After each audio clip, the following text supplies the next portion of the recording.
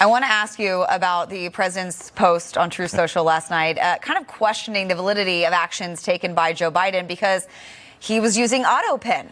So is what he is saying hold water? I'm laughing because I know Mark wants me to say yes. But as a practical matter, there's no requirement that the president personally sign anything. In an unhinged rant on Truth Social, Donald Trump said something so stupid and so dangerously authoritarian that even right-wing Newsmax seems to be publicly dissenting from it. But before we unpack all that, if you end up liking this video and you want to support the channel, please be sure to hit the like, subscribe, and alert bells before you go. All right, friends, again, that combination of stupid and dangerously authoritarian where you even lose Newsmax says something. Here's Trump's rant on Truth Social. The pardons that sleepy Joe Biden gave to the unselect committee of political thugs and many others are hereby declared void, vacant, and of no further force or effect because of the fact that they were done by autopen. In other words, Joe Biden did not sign them, but more importantly, he did not know anything about them. The necessary pardoning documents were not explained to or approved by Biden. He knew nothing about them, and the people that did may have committed a crime. Therefore, those on the unselect committee who destroyed and deleted all evidence obtained during their 2-year witch hunt of me and many other innocent people should fully understand that they are subject to investigation at the highest level. The fact is, they were probably responsible for the documents that were signed on their behalf without the knowledge or consent of the worst president in the history of our country, crooked Joe Biden. Okay. We also have a video clip to play to that effect. Donald Trump was asked about this unhinged rant on Air Force One. This is what he had to say. To follow up on the Biden autopen, are those executive orders, those pardons from the former president now null and void? Well, I think so. It's not my decision. That'll be up to a court. But I would say that they're null and void because I'm sure Biden didn't have any idea that it was taking place. And somebody was using an autopen to sign off and to give pardons to, as an example, just one example, but the J6 Unselect Committee. They gave, think of it, they gave pardons with an autopen. I don't think Biden knew anything about it. And what they did is they deleted and destroyed all of the information that took them over a year to get. And the reason they did that is because the information was very incriminating about them. Like Nancy Pelosi, who was determined conclusively that she knew about 10,000 soldiers and turned it down. And if we used 500 soldiers, you would have had no problem. So everything Donald Trump there said, everything he said was a lie. Okay, so a couple of things. He's referring to the House January 6th Select Committee, which was comprised by mostly Democrats, but also 2 Republicans, Liz Cheney and Adam Kinzinger. It was appointed under Nancy Pelosi when she was the Speaker of the House of Representatives. And it was to investigate the January 6th insurrection. Kevin McCarthy, then the Republican leader in the House, was given an option to have it an equal number of Democrats and Republicans, but he wanted Jim Jordan on the January 6th Select Committee, and Jim Jordan was implicated in what January 6th was investigating. That's like appointing the suspect or one of the accomplices in a crime to be the detective investigating that particular crime. So Liz Cheney said, no, you can't use him or Jim Banks, someone else who was potentially implicated, but you have more than 100 other members in your conference, nearly 200, pick, 6 or 7 of them. And ultimately, Kevin McCarthy chose not to do that. So she said, okay, well then if you're not going to give us your members, then I'll just put it out for volunteers. And Liz Cheney and Adam Kinzinger agreed to join the Select Committee. It was duly constituted, legally constituted. No, they did not delete the evidence. The evidence is all accounted for. And no, Nancy Pelosi didn't turn down 10,000 troops. He's referring to this idea that Nancy Pelosi was somehow responsible for defending the Capitol against the January 6th insurrectionists. But it's Donald Trump, who is the sitting president, was in charge of the National Guard during the events of the January 6th insurrection, okay? And so he was the one who made the decision to not send the troops, and then he watched the insurrection unfold for hours before the D.C. National Guard was eventually deployed. It's 100% all his fault. Nancy Pelosi was not in the chain of command, and she didn't have the authority to contradict an order from the president regarding the National Guard. So again, very stupid, very dishonest, typical Trump. But again, this idea that somehow Donald Trump can just unilaterally declare all of President Biden's pardons void, even with regards to the January 6th Select Committee, is so stupid and outrageous that even the legal analyst at Newsmax says, or the judicial analyst at Newsmax says, no, this is nonsense. That clear. I want to ask you about the president's post on Truth Social last night, kind of questioning the validity of actions taken by Joe Biden because he was using autopen. So is what he is saying hold water? I'm laughing because I know Mark wants me to say yes.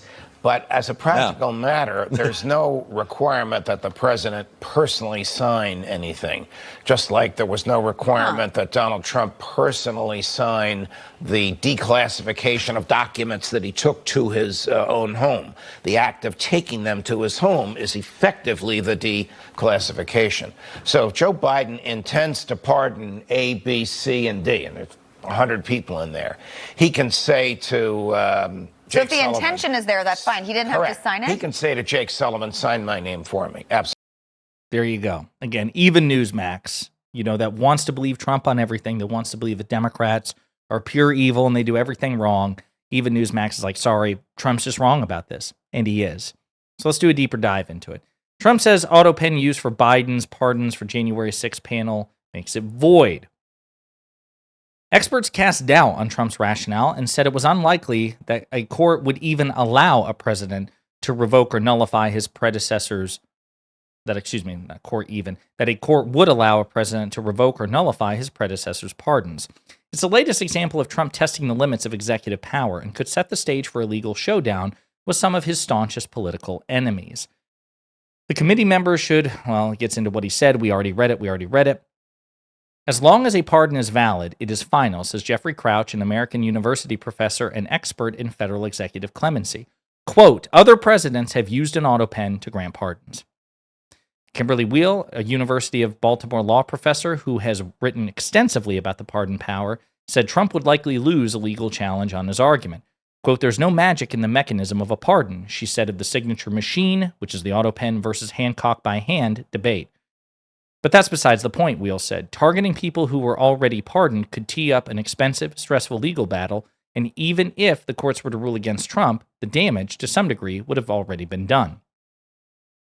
Biden, in the final days of his presidency, issued his historic preemptive pardons, granting broad immunity to people whom Trump had targeted with threats to investigate or jail. Biden, in a statement at the time, said pardons should not be construed as an acknowledgement that any individual engaged in any wrongdoing. Beyond lawmakers in the January 6th panel, Biden issued pardons for retired U.S. Army General Mark Milley, former NIAID Director Anthony Fauci, and his family members, shielding him from what he described as attacks driven, quote, solely by a desire to hurt me. So, let's go back. Autopen signatures have faced scrutiny in the past. A 2005 memorandum opinion from the Bush Justice Department's Office of Legal Counsel said that the president may sign a bill by directing a subordinate to affix the president's signature to it. Quote, we emphasize that we are not suggesting that the president may delegate the decision to approve and sign a bill, only that, having made this decision, the president may direct a subordinate to affix the president's signature to the bill. Okay? In other words, the president can't say, my chief of staff makes the decision whether or not to sign a bill into law. He can't delegate that power. That belongs only to him or her. But he can say, okay, chief of staff, now that I have agreed, I am signing this bill into law, you can run the autopen and put my signature on it. That they can do that. And autopens have been with us for decades, okay? And again, even National Review, the conservative National Review, thinks this is ridiculous. They write in an article about it, legal experts are less certain, with the New York University law professor Peter Shane telling Newsweek that the alleged use of an autopen, quote, does not void the pardons. Additionally, Shane's NYU colleague, Stephen Gillers, said the Constitution does not require pardons to be issued in writing. Therefore, the autopen use would not be unconstitutional. It's very, very straightforward. We can get into it more, but I think the case has already been made. So again, this is why I say stupid and dangerously authoritarian, because Trump is declaring something so obviously true to be untrue, right? This idea that President Biden, issued the pardons legitimately. He offers no evidence, but Trump offers no evidence that Biden was somehow unaware of the pardons or did not make the pardons or was incapable of making the decision about the pardons. President Biden talked before the pardons were issued, and I believe even after, about the context of the pardons, again, pardoning the January 6th Select Committee. So we have context indicating Biden was fully aware of what was going on and that people were suggesting that he should pardon these people. So the evidence sits squarely against Trump's claim. And because Trump made the claim, he's obligated to prove it. And he offers no evidence or no corroboration whatsoever. Very stupid, right? Also stupid in the sense that the Constitution doesn't require that you sign a pardon or that you can't use an auto pen to do it. The decades of precedent on this matter, again, previous presidents have used auto pen to sign pardons. Donald Trump has used auto pen for executive orders. Does that mean his executive orders are no longer binding since he used auto pen to do it? It doesn't make any sense. But again, dangerously authoritarian in that Trump also really wants the power to basically reject his predecessor's pardons. That's what he wants. He wants the ability to singularly undo presidential pardons, valid presidential pardons. That's very dangerously authoritarian. And imagine, by the way, just food for thought, if we should ever be so lucky as to have a Democratic president again, what that means for Donald Trump's pardons, right? Do you want conservatives out there who really support this idea? Do you want the future President AOC to undo all of Donald Trump's pardons and target people that Trump has pardoned, right? Think about the shoe being on the other foot. In the meantime, let me know what you think in the comments.